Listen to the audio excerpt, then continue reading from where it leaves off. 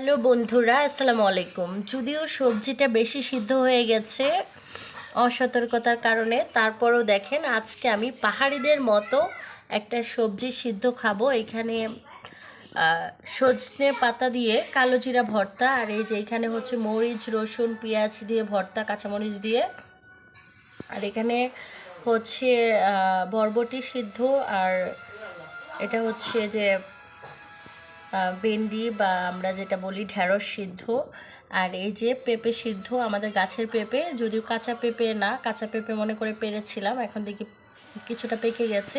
আলু সিদ্ধ, আর এইটা হচ্ছে সবথেকে আকর্ষণীয়, আজকে জীবনের প্রথম খাচ্ছি। এটা হচ্ছে শিমুল আলুর পাতা শাক। হ্যাঁ, শিমুল আলুর পাতা শাক সিদ্ধ। এটা হচ্ছে খুবই মজাদার এবং দুর্দান্ত একটা সবজি। তো আজকে আমি হচ্ছে এটা সিদ্ধটা খাবো।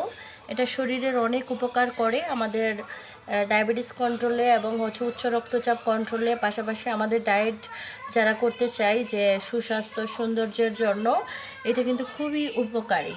তো সবাই ভালো থাকবেন, আল্লাহ হাফেজ।